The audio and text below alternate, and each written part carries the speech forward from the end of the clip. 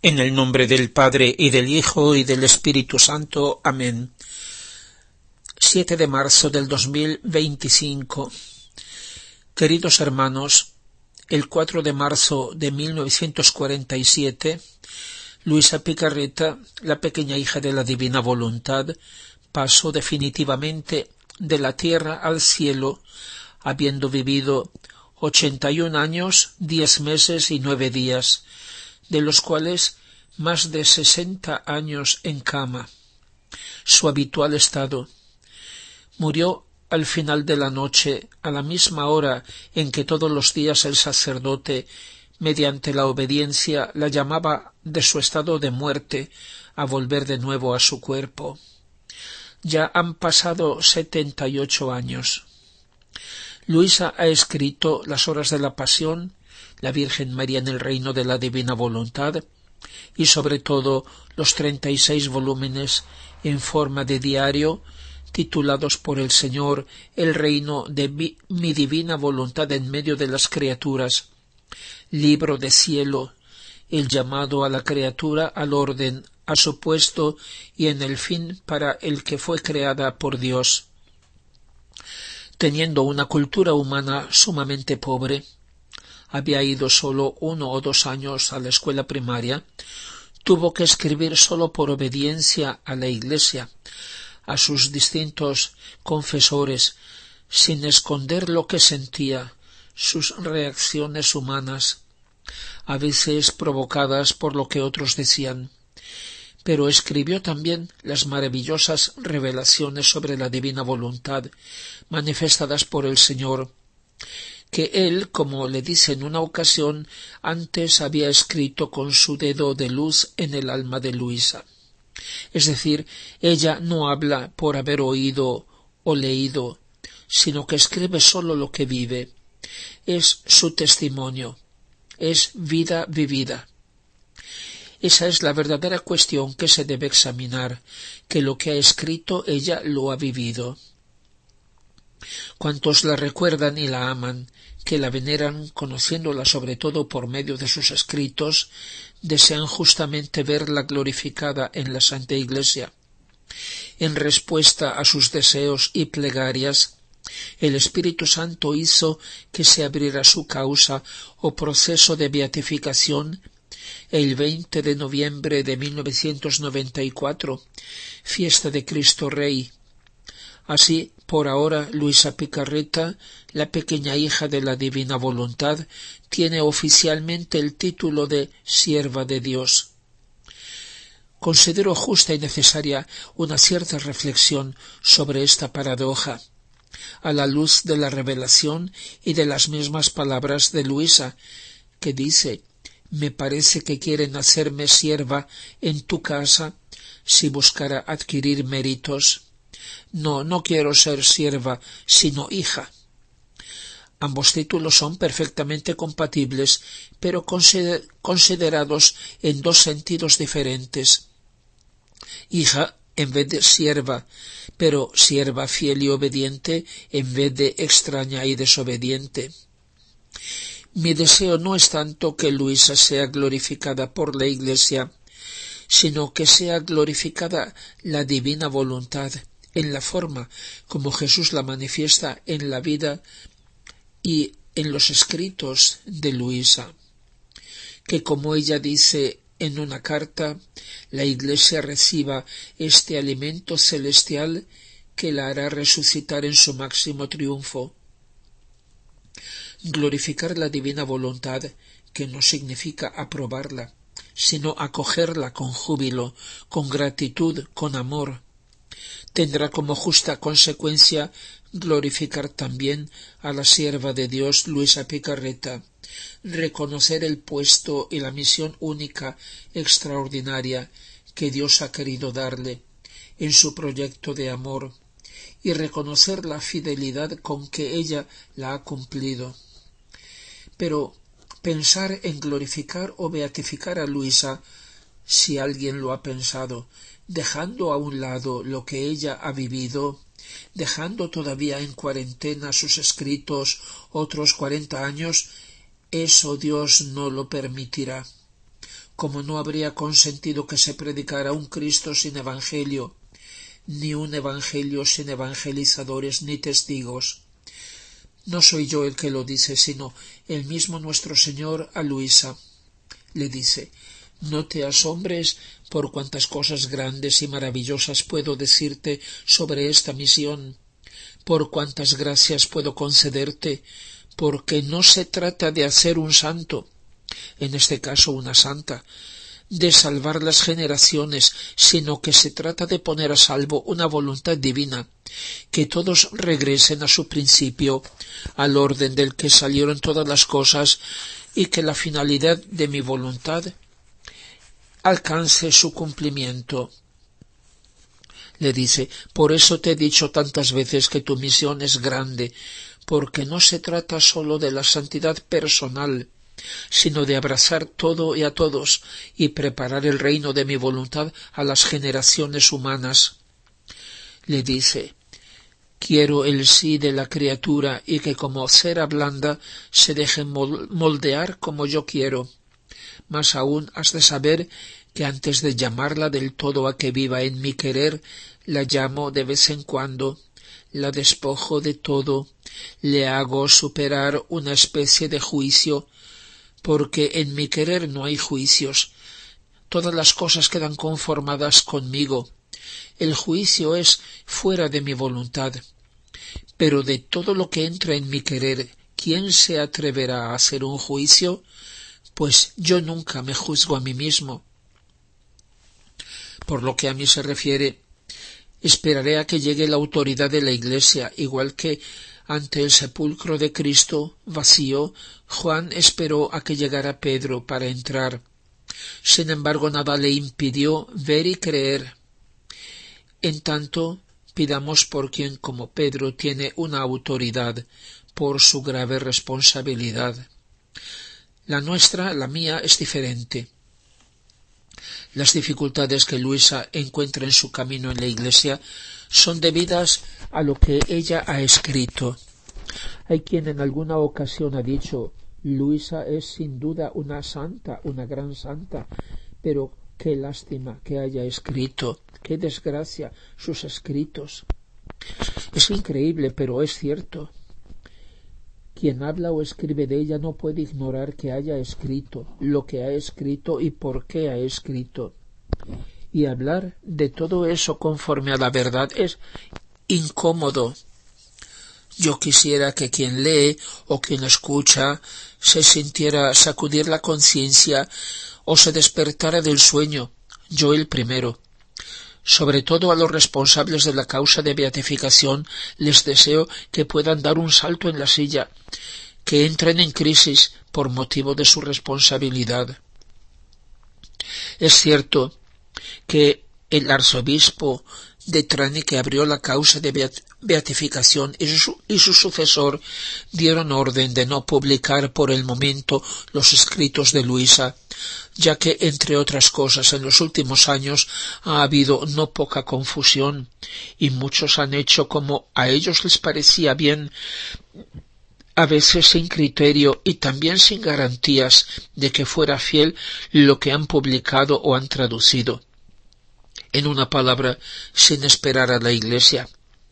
Pero después de que el sol ha salido, nadie puede detenerlo. Me parece justo y necesario que la Iglesia intervenga con seriedad en todo esto, confiando en el Señor, porque sucede solo lo que sirve a su proyecto de amor. Pero me parece que hay también el peligro, como ya he dicho, de querer hacer de Luisa una santa más, evitando el problema de sus escritos, de su doctrina, porque no se conoce, no se comprende y tal vez no se desea comprender. Temo que no haya suficiente amor a la verdad, suficiente apertura sincera del corazón para acoger lo que el Señor nos ofrece. Es por eso que, como algunos dicen, Luisa Picarreta es una santa como todas las demás santas, eso es todo. La respuesta está en las palabras de Jesús a Luisa. Por una parte, como víctima, el Señor le dice: «Hija querida mía, No te extrañes de lo que ves, porque no eres tú sola o eres única, pues en todos los tiempos he tenido almas de las que, en la medida que es posible a la criatura, he podido obtener de algún modo perfectamente el fin de mi creación, redención y santificación, y la criatura ha podido recibir todos los bienes para los que la he creado, redimido y santificado. De lo contrario, si yo no tuviera en cada época al menos una sola, se haría inútil toda mi obra, al menos para ese tiempo. Eso es orden de mi providencia, de mi justicia y de mi amor, que en cada tiempo haya al menos una a la que yo pueda hacer partícipe de todos los bienes y de todo lo que la criatura me dé todo lo que me debe como criatura. De lo contrario, ¿para qué conservar el mundo? En un momento lo destruiría.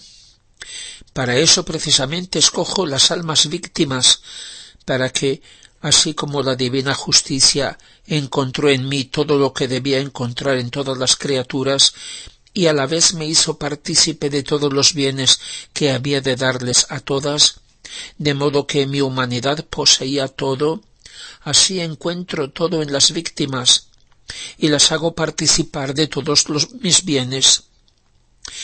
Por tanto, el Señor le dice que en todos los tiempos ha escogido almas víctimas, como Luisa, a las que ha dado todos sus bienes y sus penas, y de las que recibe la correspondencia que todos le deben. Por eso, bajo este aspecto de víctima con Jesús, Luisa no es única.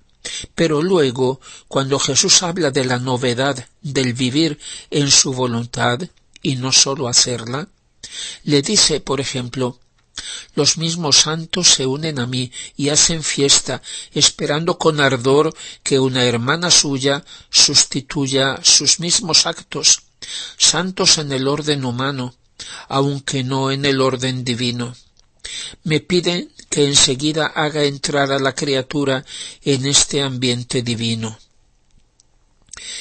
Luisa estaba pensando, ¿será posible que Jesús haya dejado pasar tantos siglos sin dar a conocer estos prodigios del divino querer y que no haya elegido entre tantos santos a uno que diera comienzo a esta santidad totalmente divina?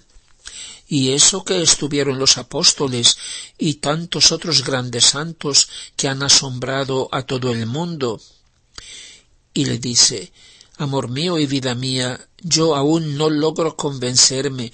¿Cómo es posible que ningún santo haya hecho siempre tu santísima voluntad y haya vivido de la forma como ahora dices en tu querer? Y le responde, desde luego que han habido santos que han hecho siempre mi querer, pero han tomado de mi voluntad en la medida que la conocían. Ellos conocían que hacer mi voluntad era el acto más grande, lo que más honor me daba y lo que conducía a la santificación, y con esa intención la hacían y eso tomaban, porque no hay santidad sin mi voluntad, y no puede resultar ningún bien, santidad grande o pequeña, sin ella. Hija mía, le dice, en mi voluntad eterna encontrarás todos mis actos, como también los de mi madre, que envolvían todos los actos de las criaturas, desde el primero hasta el último que habrá de existir, como dentro de un manto, del cual, teniendo como dos partes, una de ellas se elevaba hasta el cielo, para devolver a mi Padre, con una voluntad divina, todo lo que las criaturas le debían, amor, gloria, reparación y satisfacción. La otra permanecía como defensa y ayuda para las criaturas. Nadie más ha entrado en mi voluntad divina para hacer todo lo que hizo mi humanidad. Mis santos han hecho mi voluntad, pero no han entrado en ella para hacer todo lo que hace mi voluntad y recoger como en una sola mirada todos los actos desde el primer hombre hasta el último, y hacerse sus actores, espectadores y divinizadores. Con hacer mi voluntad no se llega a hacer todo lo que mi eterno querer contiene, sino que desciende limitado a la criatura, en la medida que la criatura puede contenerlo.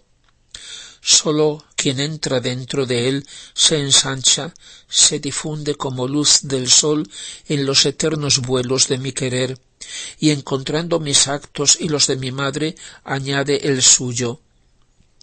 Mira en mi voluntad, ¿acaso hay otros actos de criatura multiplicados con los míos, que llegan hasta el último acto que ha de cumplirse en la tierra? Fíjate bien, no encontrarás ninguno. Eso significa que nadie ha entrado. Estaba reservado abrir las puertas de mi eterno querer solo a mi pequeña hija, para unificar sus actos con los míos y a los de mi madre, y hacer que todos nuestros actos fueran triples ante la suprema majestad, para bien de las criaturas. Ahora, habiendo abierto las puertas, pueden entrar otros, con tal que se dispongan a un bien tan grande. ¿Qué nos ha dejado Luisa? Solo un afectuoso recuerdo. Su confesor, don Benedetto Calvi, recogió de labios de Luisa, una hora antes de su muerte, sus últimas palabras, que él llama el testamento espiritual de Luisa y su grande y consoladora promesa. Y dice: ahora muero más contenta, porque el divino querer me ha consolado más que de costumbre con vuestra presencia en estos últimos momentos de mi vida. Veo ahora un largo, bello y espacioso camino iluminado por infinitos y resplandecientes soles. Oh, sí, los conozco. Son los soles de mis actos hechos en la divina voluntad. Es la vía que ahora debo recorrer, es la vía preparada para mí por el divino querer, es la vía de mi triunfo, es la vía de mi gloria, para unirme a la inmensa felicidad de la divina voluntad. Es mi vía, es la vía que haré reservar para usted, querido Padre, es la vía que haré reservar para todas las almas que quieran vivir en la divina voluntad. Ese triunfo es el final de su vida, pero recordemos que el comienzo de su misión en la tierra fue cuando, a los 13 años, vio a Jesús llevando la cruz, que mirándola le dijo: ayúdame. Ahora nos lo pide a nosotros.